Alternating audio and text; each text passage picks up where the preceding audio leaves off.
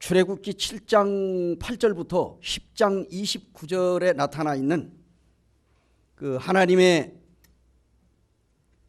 이 10가지 재앙 중에 한 9가지 정도를 시간이 허락하는 대로 같이 교제하기를 원합니다.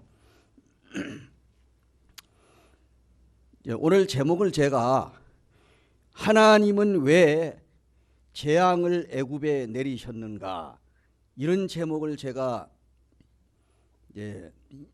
적어보았습니다.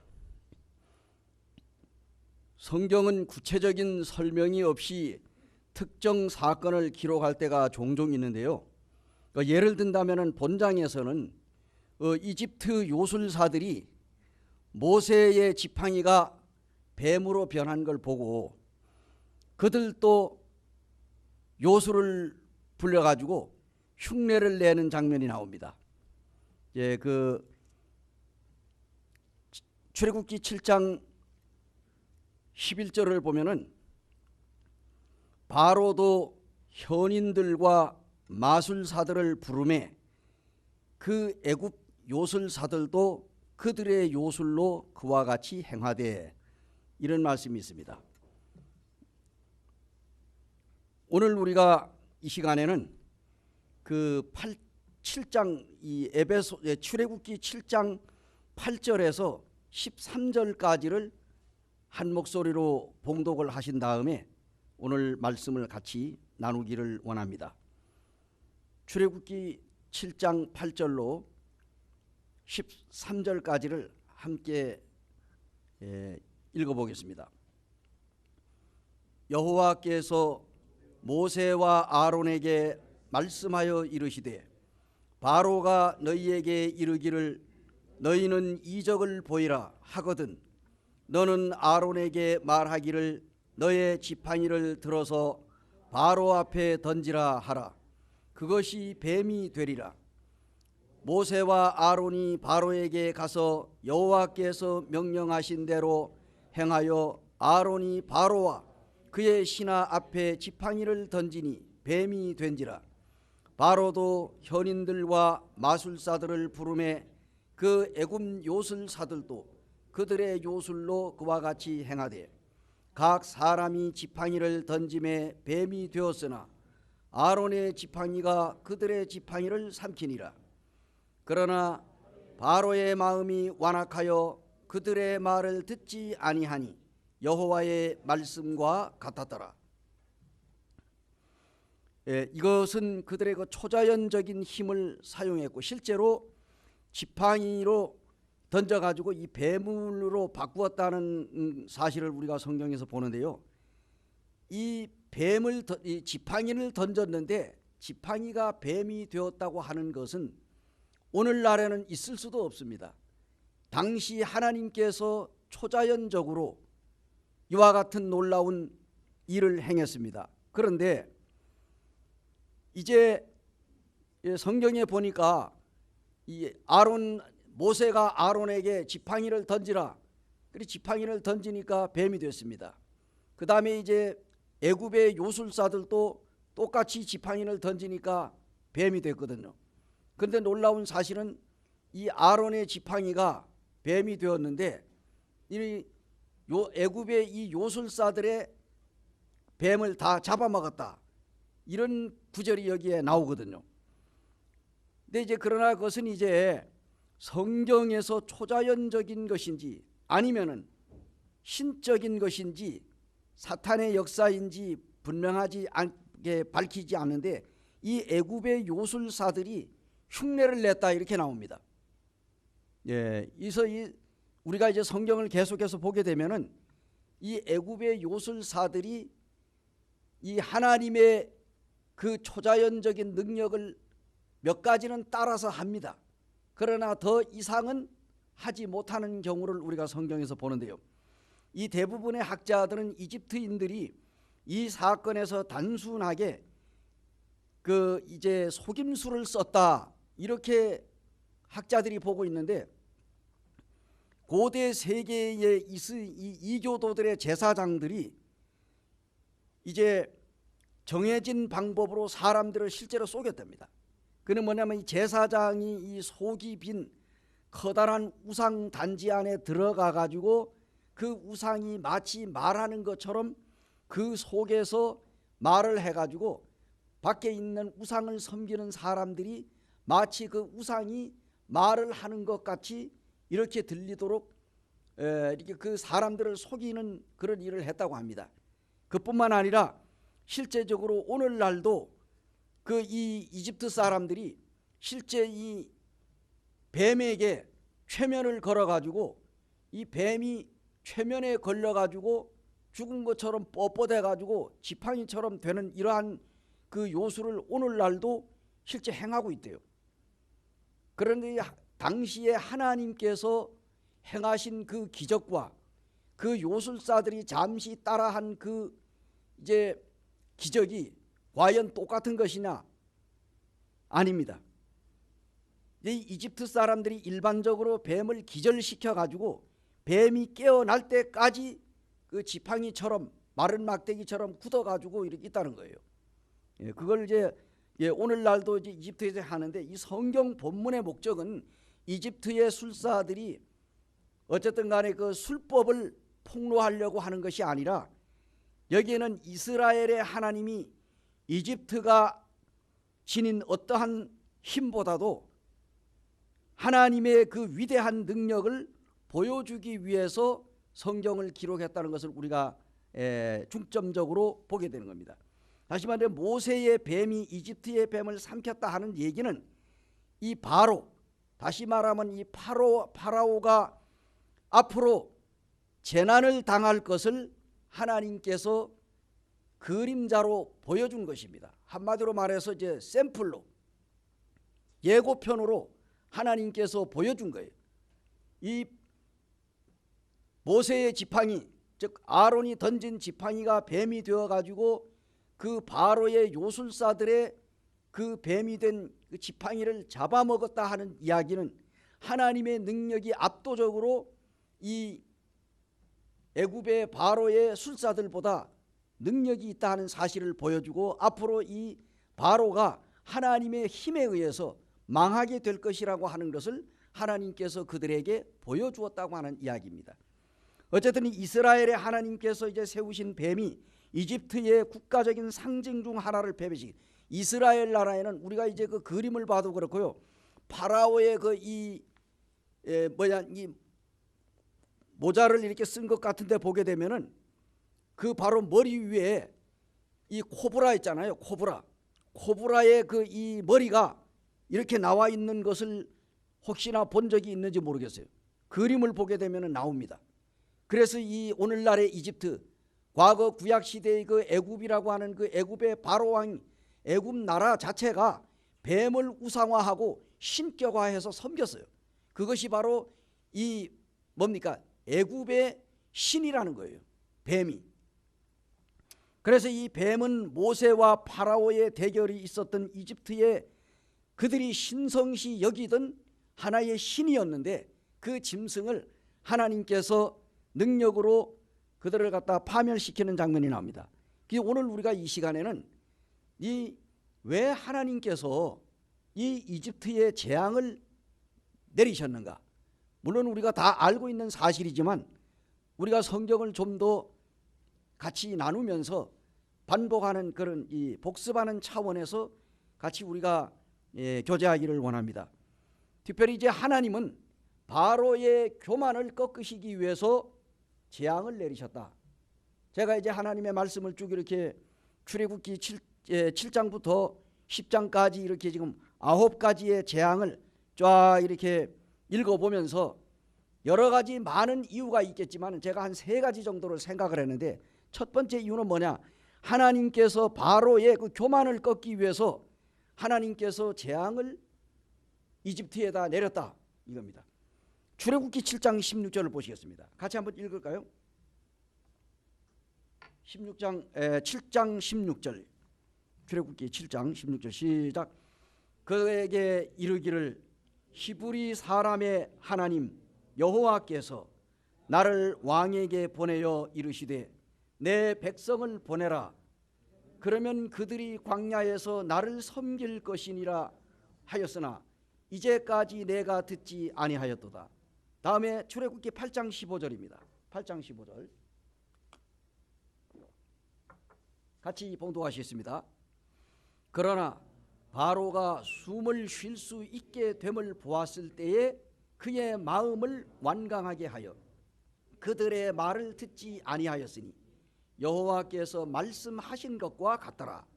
다음에 19절입니다. 8장 19절 요술사가 바로에게 말하되 하나님의 권능이니이다 하였으나 바로의 마음이 완악하게 되어 그들의 말을 듣지 아니하였으니 여호와의 말씀과 같더라. 다음에 출애굽기 9장 17절입니다. 9장 17절 같이 봉독하겠습니다. 내가 여전히 내 백성 앞에 교만하여 그들을 보내지 아니하느냐. 자, 제가 이제 여러 이 구절들을 이렇게 봉독을 함께 했는데요. 하나님은 교만한 자들의 이 고집을 꺾으실 때에 아주 작은 부분에서 시작을 한다는 사실을 우리가 성경에서 봅니다. 이 애굽에서 하나님은 보잘것없는 미물을 사용해 가지고 교만한 자들을 항복시키는 장면이 나옵니다. 계속 하나님의 말씀에 불순종하는 이 바로의 고집을 꺾기 위해서 하나님이 보내신 것은 발이었습니다. 발이. 예. 네, 이 출애굽기 8장 20절에서 24절을 함께 보시겠습니다. 8장 20절에서 24절 같이 봉독하시겠습니다. 20절에서 24절입니다. 같이 봉독하십니다. 시작. 여호와께서 모세에게 이르시되 아침에 일찍이 일어나 바로 앞에 서라. 그가 물 있는 곳으로 나오리니 그에게 이르기를 여호와께서 이와 같이 말씀하시기를 내 백성을 보내라. 그러면 그들이 나를 섬길 것이니라. 내가 만일 내 백성을 보내지 아니하면 내가 너와 내 신하와 내 백성과 내 집들의 파리떼를 보내리니 애굽 사람이 집집에 파리떼가 가득할 것이며 그들이 사는 땅에도 그러하리라. 그날에 나는 내 백성이 거주하던 고센 땅을 구별하여 그곳에는 파리가 없게 하리니 이에 말미암아로 이 땅에서 내가 여호와인 줄을 내가 알게 될 것이라. 내가 내 백성과 내 백성 사이를 구별하리니 내일 이 표징이 있으리라 하셨다 하라 하시고 여호와께서 그와 같이 하시니 무수한 파리가 바로의 궁과 그의 신하의 집과 애굽 온 땅에 이르니 파리로 말미암아 그 땅이 황폐하였더라. 예, 감사합니다. 자, 우리가 이 모세의 말 한마디에 어디서 왔는지 수많은 파리들이 몰려와 가지고 애굽 땅을 덮었다고 그랬습니다. 이 파리들이 이스라엘의 백성들이 있는 고센 땅에는 얼씬도 하지 않고 이 애굽 사람들이 살고 있는 이 땅에만 파리들이 몰려왔다는 거예요. 하나님께서는 자기 백성들과 하나님을 모르는 백성들을 구별하는 장면이 나옵니다. 그래서 이런 미물들이 공격으로부터 하나님은 자기의 백성들을 보호하셨다 하는 얘기를 우리가 성경에서 보게 됩니다. 탈무드에 보면은 이러한 이야기가 있습니다. 이 어느 날 다윗이 이제 광야에서 사울에게 쫓겼는데 사울 왕이 다윗을 죽이기 위해서 계속해서 쫓아다녔습니다. 그러다가 이제 이 다윗이 아둘람 굴이라고 하는 굴에 그 병사들과 함께 그 안에 이제 다윗에게 쫓겨가지고 숨어 들어갔어요. 숨어 들어가가지고 이제 캄캄한데 동굴 캄캄한데 그때 이제 사울이 다윗을 죽이기 위해서 쫓아다니다가 갑자기 사울이 용변을 보게 됐습니다. 용변. 그래가지고 이제 굴 안으로 들어오는데 거기에 보니까 거미줄이 쳐졌더라는 거예요. 거미줄. 굴 앞에. 아, 여기 거미줄이 쳐진 것 보니까 여기에는 사람이 들어간 흔적이 없구나 라고 생각을 하고 그 동굴 안에 들어가서 용변을 보고 나왔어요. 그때 이 사울왕 이 다윗의 병사들은 밖에서 안에서 딱 보니까 사울이 동굴 안으로 스스로 찾아 들어온 거예요. 그래서 용변을 보느라고 발을 가렸는데 이제 우리가 성경에서 보다시피 이 다윗의 병사들이 다윗을 보고 장군님 우리가 가서 저 사울을 단칼에 죽이렵니다. 그러니까 이게 하나님께서 이 사울을 여기에 보냈습니다. 그러니까 우리가 뭐 오래 걸릴 것도 그냥 한 번에 죽입시다. 이렇게 했을 때 다윗이 안 된다. 하나님의 기름 부음 받은 사람을 죽이는 것은 하나님의 방법이 아니다 해가지고 살짝 그냥 이 다윗이 뭡니까 사울이 용변을 보느라고 발을 치마를 위에 있는 그 윗돌을 싹 길게 뻗으니까 이게 옆에 있는 이 옷깃만 살짝 변과 장면이 성경에 나옵니다. 이걸 얘기하려고 하는 게 아니고 그래서 탈무드에 보면은 이 거미줄이 바로 이 굴 앞에 쳐져 있었으므로 거미로 인해 가지고 다윗이 목숨을 건졌다. 뭐 이런 얘기가 나옵니다. 또 한 가지는 뭐냐? 이제 우리가 성경을 보게 되면은 이제 이 사울 왕이 다윗을 쫓다가 그 군사들하고 피곤해 가지고 광야에서 잠을 잡니다. 진을 치고. 그런데 이제 이 사울이 거기에서 이제 들어누워 자고 그 주변으로 병사들이 보초를 서다가 전부 다 병사들이 다 잠이 듭니다. 근데 이제 이 다윗의 그 병사들이 사울이 자는데 가가지고 사울의 머리맡에 있는 그 물병을 가지고 오려고 하는데 그거 잠시 잠깐 들렸다가 잘못하면은 이 사울이 깨는 날에는 죽임을 당할 수가 있잖아요. 그런데 그 사울이 그냥 그 밑에서 그냥 바로 자기 옆에다가 놓고 물병을 놓고 자는데 어떻게 그걸 가지려고 물병을 건들다가 사울이 깰 수도 있는데 마침 그때에 모기가 이 사울을 갖다가 찔렀어. 모기가 쏘니까 이 사울이 따구워 가지고 모기한테 쏘니까 이게 싹 돌아눕더라는 거예요. 그때에 다윗의 병사가 물병을 가져왔다. 이것도 탈무드에 나와 있는 얘기. 제가 지금 얘기하는 것은 무슨 얘기를 하느냐? 이것은 성경에 나온 이야기는 아니지만 실제적으로 제가 말한 물병을 취하는 장면과 이 사울 왕이 그 아둘람 굴에 들어갔을 때 죽이려고 했던 장면, 옷깃을 칼로 베는 장면, 이것은 실제적인 성경에 나오는 얘기입니다. 근데 모기 그다음에 그 거미라는 말은 성경에 나오지 않죠. 그런데 하나님께서는 하찮은 이 미물들을 통해 가지고도 하나님은 역사하신다. 이걸 제가 말씀을 드리려고 하는 겁니다. 우리가 이제 성경에 보게 되면은 10가지 재앙이 나오잖아요. 근데 지금 바리 재앙을 제가 잠깐 읽어드렸습니다만은 이것이 하나님의 백성들을 향한 하나님의 은혜인데 결국은 바로는 이스라엘 백성들에게 하나님을 경배하기 위해서 이 바로가 바리 때를 보내니까 그냥 막 죽을 지경이잖아요. 그러니까 그냥 뭡니까? 우선 살고 봐야 되니까 바리 때가 몰려드니까 바리 때 때문에 도저히 살 수 없으니까 바리 때를 몰아내야 하니까 다윗에게 저 바리 때를 쫓아달라. 그러면은 내가 이스라엘 백성들을 내가 내보내마.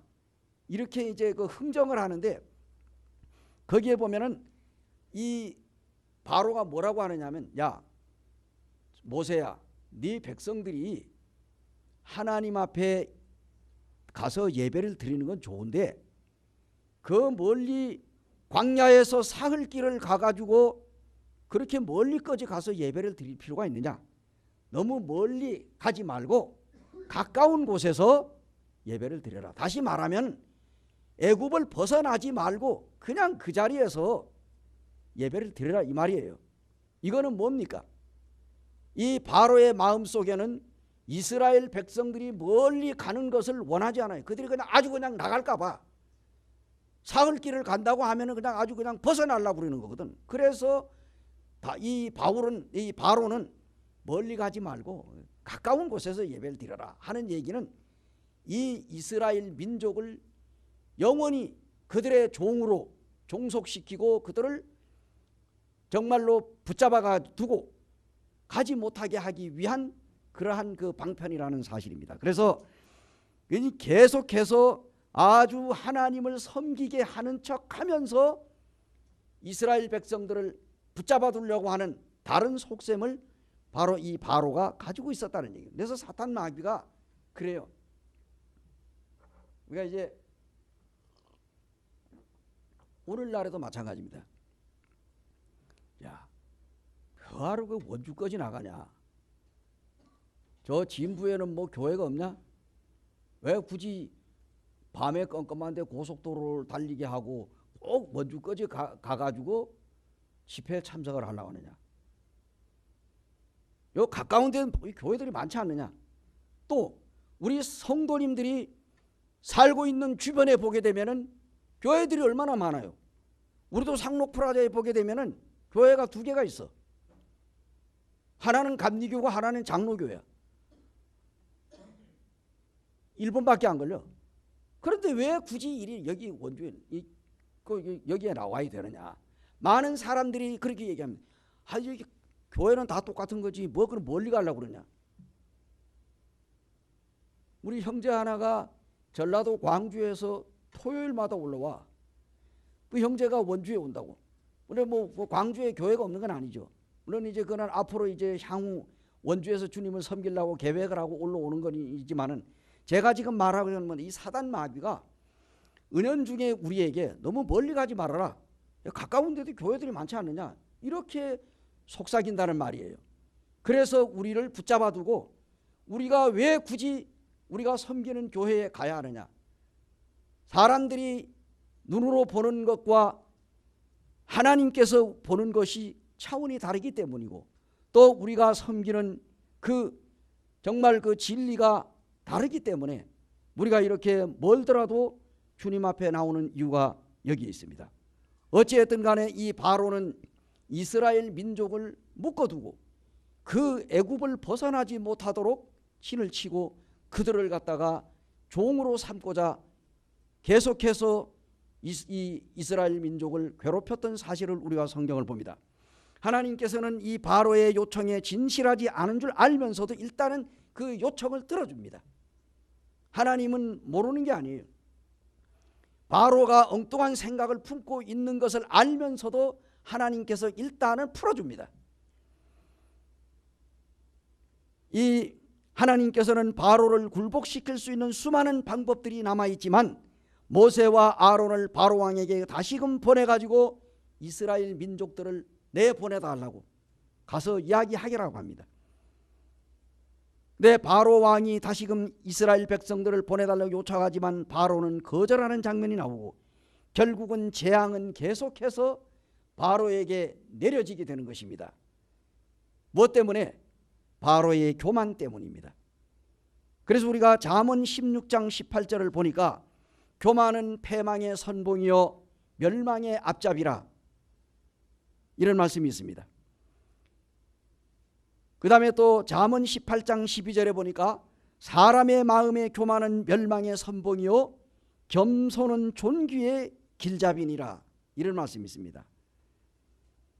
자, 우리 야고보서 4장 6절을 한번 보겠습니다. 야고보서 4장 6절.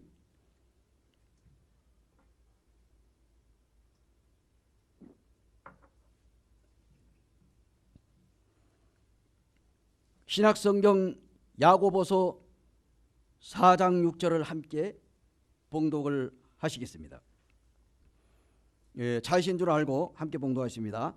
그러나 더욱 큰 은혜를 주시나니 그러므로 일러스되 하나님이 교만한 자를 물리치시고 겸손한 자에게 은혜를 주신다 하였느니라.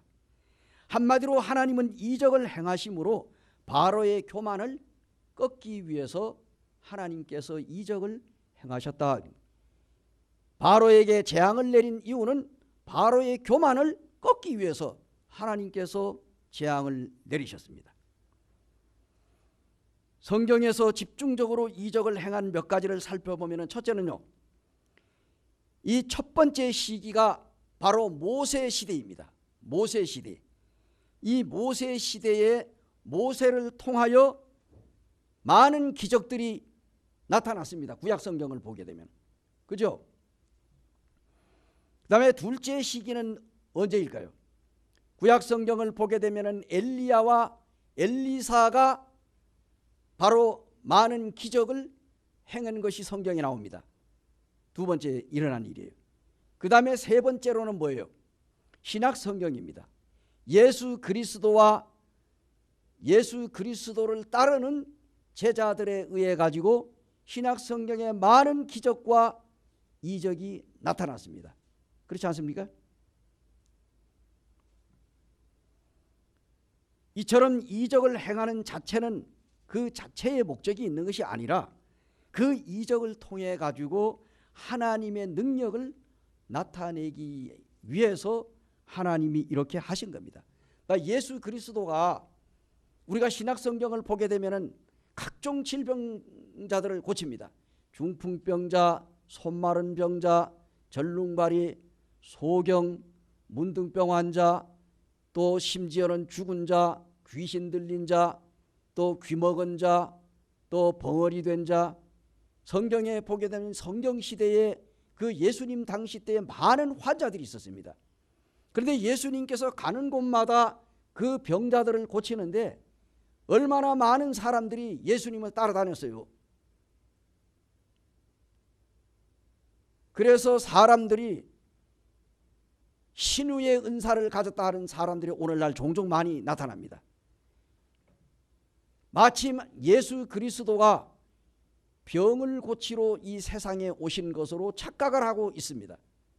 사실 예수 그리스도가 병자들을 고친 것은 정말 어마어마하게 많아요. 많은 능력을 행하고 기적을 행했는데 예수님의 본래 목적이 뭡니까? 병 고치는 거예요? 아니에요. 예수님의 본래 목적은 인간을 죄에서 구원하시기 위해 십자가에 죽으러 오신 분인데 그분이 이 병자들을 고치러 온 게 아니라는 말입니다. 다시 말하면, 메뉴로 말하면 이 병자들을 고치고 능력을 행하고 기적을 행한 것은 사이드 메뉴야. 진짜 메뉴는 뭐냐? 십자가 위에서 자신이 피 흘리고 죽는 거예요. 이것이 예수 그리스도의 본래의 모습이거든. 그런데 많은 사람들이 마치 예수님이 무슨 병자 고치러 온 것으로 착각을 합니다. 예수님은 그 사람을 구원하기 위해서 실제적으로 예수님께서 그런 능력을 행한 거지, 예수님의 근본 목적은 병 고치는 데 있지 않다, 그런 말입니다. 하나님께서 이 바로에게 기적을 베푼 것은 이 바로의 교만을 꺾고 결국에 더 나아가서 이스라엘 민족을 하나님께서 구원하기 위하시고, 또 이 이집트 사람들이 섬기고 있는 이러한 그 헛된 신들은 다 가짜고 그 신들은 아무것도 아니다. 그리고 이스라엘 민족이 섬기는 여호와 하나님, 그 하나님이 진짜 하나님이다 하는 것을 이집트와 바로에게 가르쳐 주시기 위해서 하나님께서 그들에게 재앙을 내린 겁니다. 그래서 재앙을 내린 바로 목적이 여기에 있는 것입니다. 어쨌든 이제 이러한 능력을 통해 가지고 하나님의 능력을 드러내고 하나님의 영광을 돌리는 것이 중요하다. 오늘날도 마찬가지입니다. 오늘날도 우리가 신앙생활을 하고 있습니다. 그래서 우리는 이제 그렇게 말하지 않지만 오늘 많은 교회들이 교회에 나와서 예수 믿으면 복 받고 사업 잘 되고 자식들이 대학에 붙고 또 무슨 안 되는 집이 잘 되고 이런저런 일들이 그냥 잘 된다고 하는, 그저 나가도 복을 받고 들어가도 복을 받고 엎어져도 복 받고 자빠져도 복 받고 그냥 복 받는 얘기만 하는 사람들. 그러니까 교회 나가면 복 받는다. 여러분, 진정한 복이 뭐예요? 이 진정한 복은 하나님의 아들 예수 그리스도를 믿고 구원받아 가지고 천국 가는 영원한 생명을 얻은 이 영생 복이 진짜 복이라. 근데 이건 갖다가 쏙 빼놓고 다른 것을 추구한다는 얘기예요. 그래서 우리가 하나님께서 애굽의 재앙을 내리시고자 하신 그 이적은 바로 이 불신자들에게 능력을 나타내 가지고 그들로 하여금 정말 하나님만이, 이스라엘의 히브리 하나님만이 참 하나님이라고 하는 것을 그들의 입으로 시인하게 하기 위해서 하나님께서 바로와 애굽에게 이 재앙을 내리는 것이 바로 하나님의 본래 목적입니다. 성도들에게 있어서 그들의 연약함, 정말 이 연약함은 하나님께서 우리의 연약함을 돕기 위해 가지고 하나님이 역사하시는 거예요. 근데 우리가 나는 부족하다, 나는 정말로 못합니다, 하나님 나는 자신이 없습니다, 저는 도저히 나는 뭐 방법이 없습니다 라고 하는 그 자녀에게 하나님이 역사하는 거예요. 걱정하지 말아라, 내가 도와주마, 나는 할 수 있다, 나는 하나님 없이도 내가 뭐 이것도 할 수 있고 저것도 할 수 있고, 하나님 뭐라, 우리가 한번 해봐라 이거예요. 우리가 성경을 보게 되면은 우리가 요한복음 21장에 예수님이 부활하셨어요. 부활하신 다음에 거기에 적어도 한 7명의 제자들이, 거기에 선두 제자인 바로 수제자 베드로가 나는 물고기 잡으러 가노라 하면서 그물 딱 메고 갈릴리 바다로 딱 가니까 뭡니까? 그 뒤에서 형제들이 너도 가고 나도 가고 해가지고 모인 게 한 7명 되잖아요. 갔다고. 그리고 뭡니까? 가가지고 거기에 고기를 잡는데 밤새도록 그물을 던졌다고 그랬어요. 어쨌든 간에 왼쪽으로 오른쪽으로 앞으로 뒤로 그냥 뭐 빙글빙글 돌며 자부지간 갈릴리 바다를 밤새도록 누비면서 그물을 던졌는데 한 마리도 못 잡았다는 얘기. 그때 예수님께서 나타나셨잖아요. 얘들아, 고기를 얼마나 잡았느냐? 이거 누가 제일 먼저 알아들었어요? 사도 요한이에요. 요한이 주시다 하니까 베드로가 그냥 그 주시라, 주님이라고 하는 소리에 바짝 놀라가지고 딱 보니까 부활하신 주님이 나타나신 거예요. 그래서 그 베드로가 얼마나 성질이 급했습니까? 그냥 겉옷을 벗어 던지고 그냥 바다로 그냥 막 뛰어드는 거예요.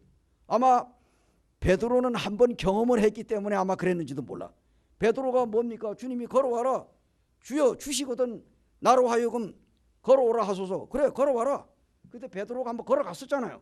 그 경험을 아마 되살려가지고 부활하신 후에도 그냥 막 뛰어남는데, 그때 그 간대는 아마 얕은 물이었던가 봐. 베드로가 그냥 뭐 첨벙첨벙 빠지면서 막 갔잖아요. 그래서 주님이 뭐라고 그랬어요? 베드로야, 그 그물을 배 오른편에다 던져라. 배 오른편에다. 그러면은 베드로가 그동안에 오른편에다 안 던졌습니까? 왼쪽에다 오른쪽에다 앞에다 뒤에다 막 그냥 온 사방 막 종횡무진으로 달리며 던졌는데 피레미 새끼 한 마리 못 건졌는데 어찌 주님이 나타나가지고 야, 배 오른편에다 던져라. 그랬더니 베드로가 주님의 말씀에 의지해가지고 배 오른편에다 던졌는데 거기에 몇 마리 잡혔어요? 153마리, 153마리가 걸려들었어요. 주님의 말씀에 의지해가지고 던졌는데, 그러니까 주님이 왜 그동안에 이 베드로가 그물을 밤새도록 던졌는데 피레미 새끼 한 마리 못 잡게 했을까요? 나를 떠나서는 너희들이 아무것도 할 수 없다, 이거 가르쳐 주기 위해서 주님이 그렇게 한 거예요. 그래가지고 그냥 밤새도록 그냥 진이 쏙 빠지도록 했는데도 아무것도 얻은 게 없는데 주님이 딱 그때 나타나는 거예요. 그래서요, 때때로 우리 주님은 우리가 해볼 수 있는 것 다 하도록 그냥 놔두고 한번 해봐라. 그래 해도 안 되면 그때 뭐 마지막이 뭡니까? 천부여 의지옵소서 하고 찬양 부르듯이 이제 주님 앞에 나오고 살려달라고 나오네. 그때 주님이 일하시는 거라. 그래서 지금 오늘 우리가 여기도 보면은 하나님께서 오늘날에도 우리가 뭘 할 수 있다고 막 설치고 하면은 너희들 한번 해봐라는 거예요. 그러나 주여 애초 처음부터 나는 뭐 못합니다 하고 늘어질 때 하나님께서 격려하시고 해라, 내가 도와주마, 그거예요. 우리가 이 모세를 보면 안 그렇습니까? 모세가 처음부터 뭐냐 내가 한다고 막 설치지 않았잖아. 나는 못한다고 끝까지 버틴 거예요. 근데 하나님 내가 하마, 너는 그냥 가만히 서서 봐라. 그러므로 이제 우리가 성경에 보게 되면은 우리가 세상에서 우리가 주님을 믿음으로 말미암아 구원을 얻은 그러므로 그 자체가 가장 큰 이적이에요. 오늘날 우리가 오늘날 이적이 일어났습니까? 안 일어났습니까? 오늘날 우리에게 엄청난 놀라운 이적이 일어났습니다. 그 이적이 뭐예요? 하나님의 아들 예수 그리스도를 믿고 구원받음으로 하늘나라 천국으로 들어갈 수 있는 그 이적이 우리 모두에게 일어났다는 얘기. 이거보다도 더 큰 이적이 있습니까? 천국으로 들어갈 수 있는 이적, 이거보다도 더 큰 이적이 있느냐고. 우리는 이거 그냥 별로 생각하지 않아요. 가장 큰 이적이 오늘날 우리에게 행해졌습니다. 구원받는 일이었어요. 구원받는. 천국 가는 거. 그러므로 우리들은 이러한 이적을 행할 수 있는 능력을 하나님 앞에 달라고 기도하는 겁니다. 그래서 우리가 이제 올 한 해에는 구원받는 역사가 일어날 수 있도록 기도 많이 해야 됩니다. 정말 한 영혼이라도 주님 앞으로 인도하려고. 올해는 우리가 이 원주 교회에 구원받는 역사가 일어날 수 있도록 우리가 기도해야 된다. 한 영혼이라도 어쨌든 간에 얼리고 달래가지고 데리고 나와서 복음 듣게 하고 구원받게 하는 것 없다는 얘기. 그게 가장 중요한 문제입니다. 그러므로 하나님은 애굽의 신들을 향하여 재앙을 내렸습니다. 두 번째 하나님께서 재앙을 내린 이유는 이 하나님은 애굽의 신들, 애굽 사람들이 섬기고 있는 신들을 벌하기 위해서 하나님께서 재앙을 내리셨다는 얘기입니다. 7장 20절 함께 보시겠습니다. 7장 20절, 20절, 21절 같이 한번 본거하실까요? 예, 출애굽기 7장 20절 21절입니다. 시작.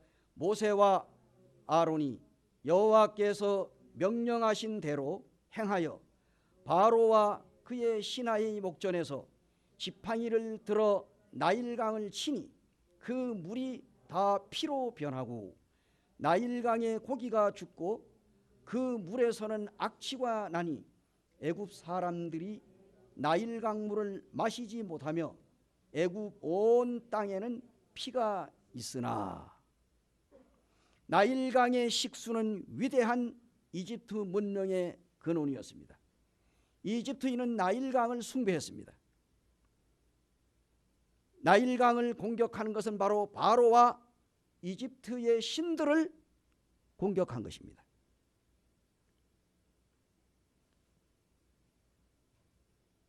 이집트 사람들은 나일강을 신성시했습니다.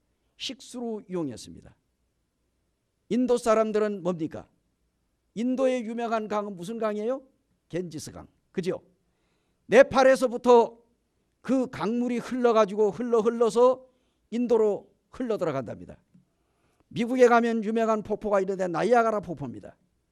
그런데 이 나이아가라 폭포가 어디서부터 흘러납니까?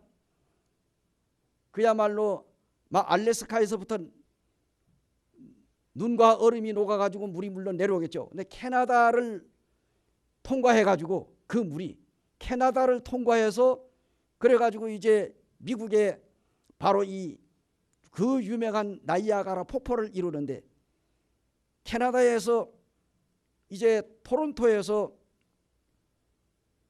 자가용으로 거의 한 1시간 한 반 정도를 달렸는가? 정확한 시간을 모르는데 거의 뭐 1시간 반 정도, 뭐 2시간 가까이 달렸는데 그래서 쫙 달려가지고 가니까 나이아가라 폭포가 나오잖아요.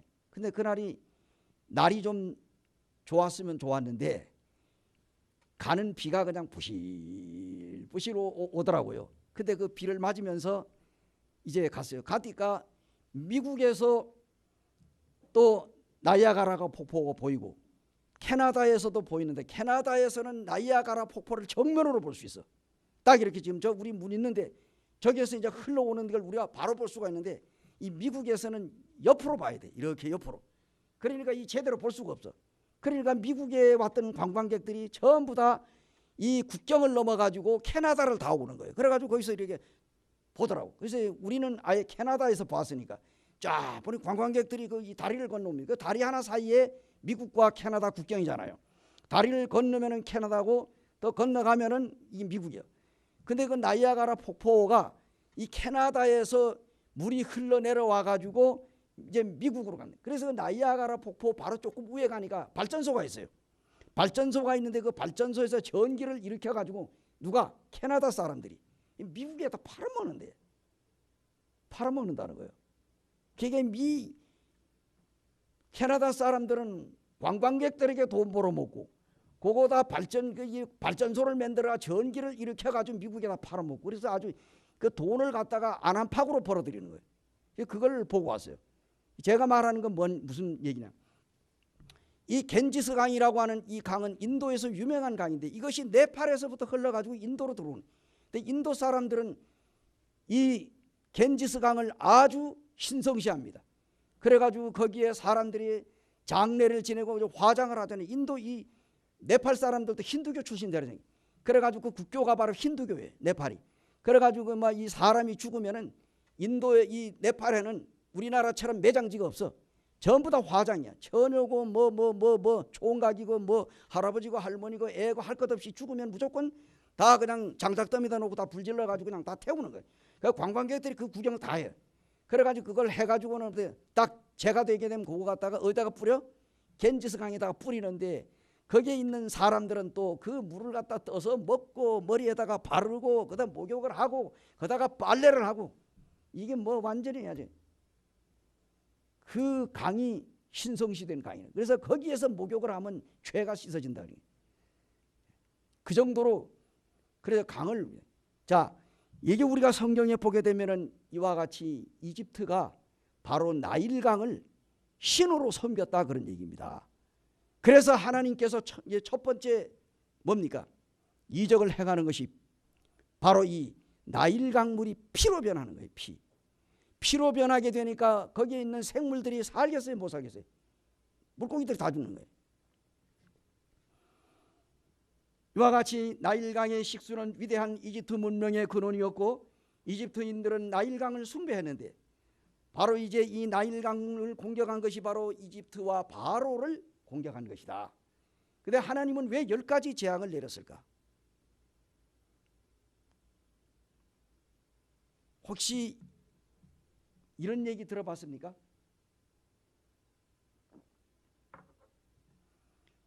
피게이파, 악독, 우매, 흑장.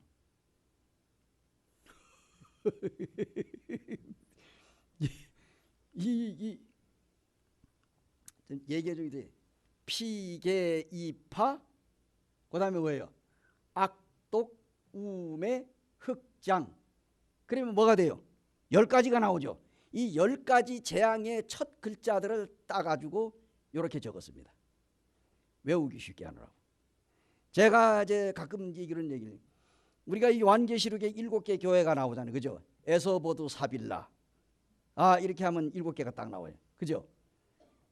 그런 식으로 이제 제가 이제 한번 생각을 해봤는데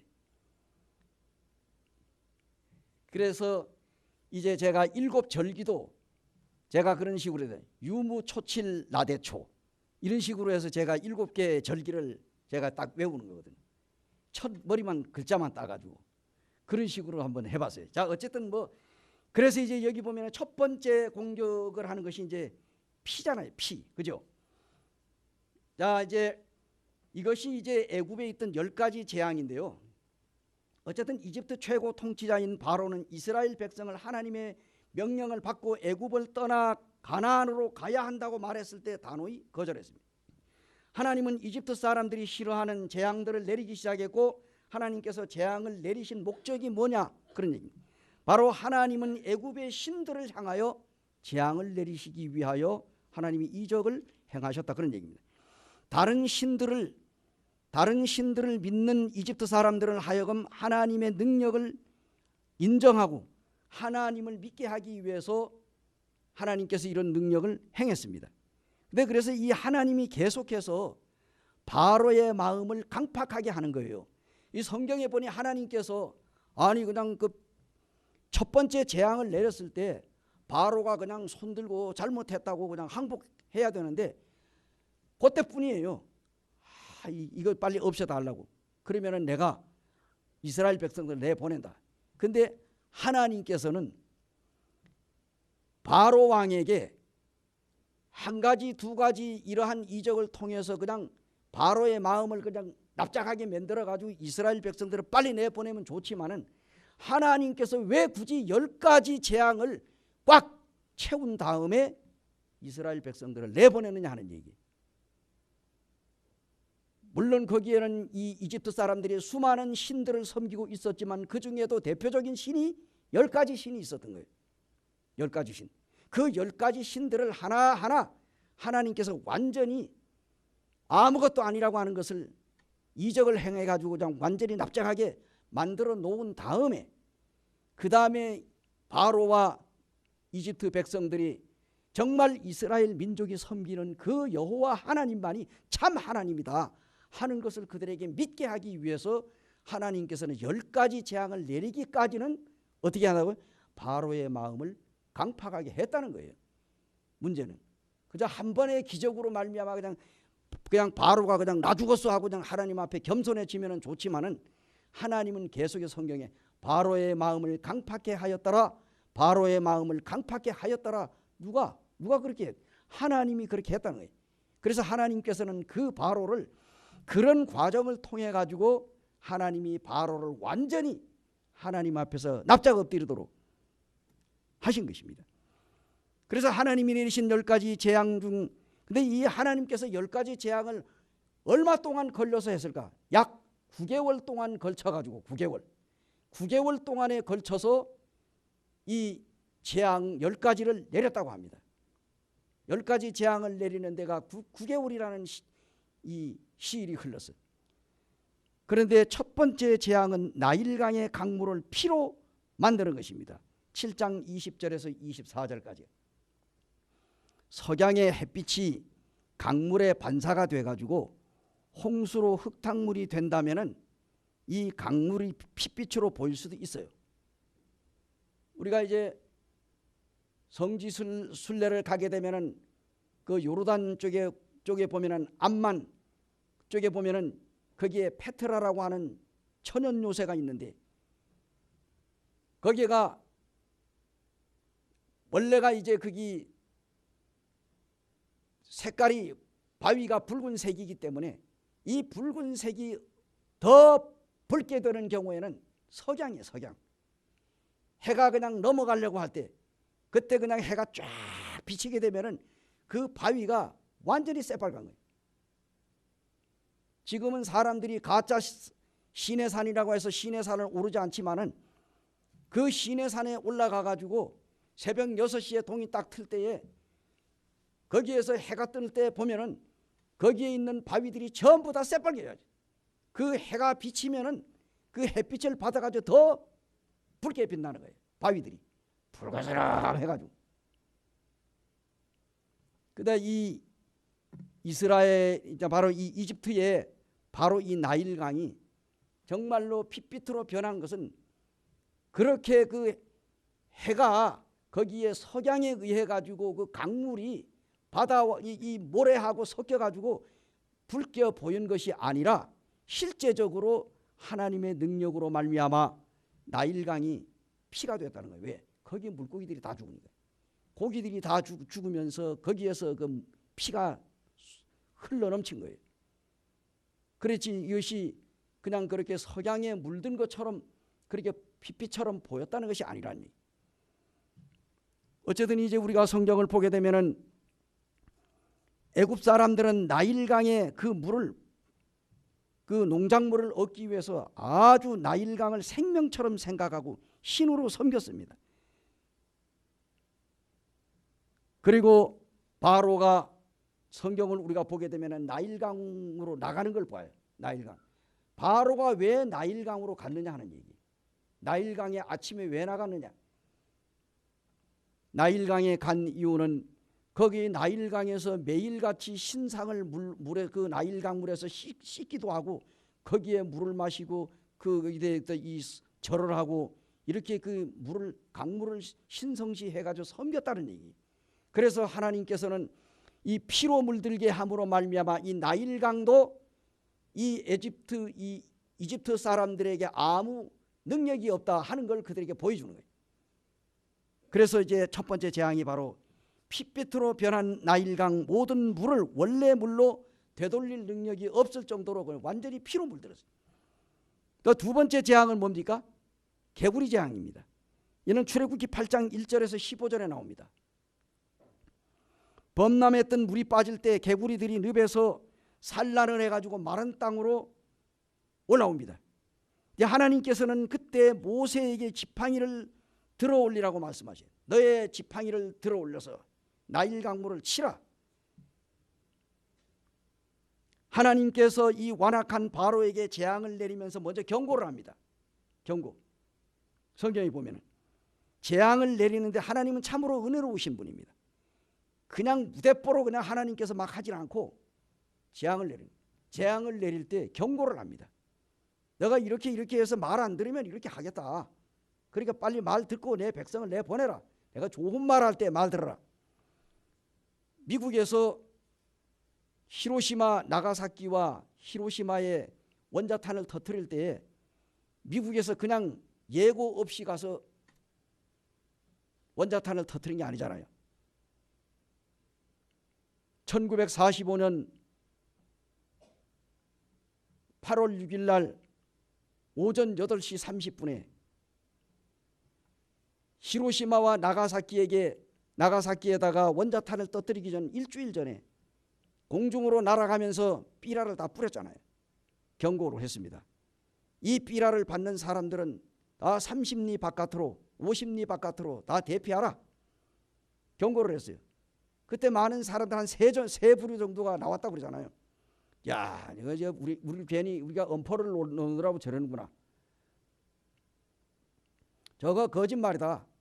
저거 왜 원자탄이라고는 아주 한 번도 본 적이 없으니까 거짓말이다. 또 어떤 한 부류는 그때 가봐야 알지. 뭐 원자탄이 언제 그 위력이 얼마인지는 모르지만은 그자 괜히 우리한테 겁주느라고 그런다. 뭐 이런 부류도 있었고 또 한 부류는 저거 사실이다. 삐라를 보니까 이거 틀림없는 사실이다. 해서 사실이라고 믿은 사람들은 50리 바깥으로 다 대피를 했다는 거예요. 그러나 그때 가봐야 한다. 저건 거짓말이라고 생각한 사람들 그대로 머물러 있었다가 실제적으로 검은 물체 하나가 떨어뜨려지면서 거기에 엄청난 30만이라고 하는 엄청난 사람들이 다 죽었어요. 또 이 히로시마에 가보게 되면 딱 건물 하나만 남겨놨더라고요.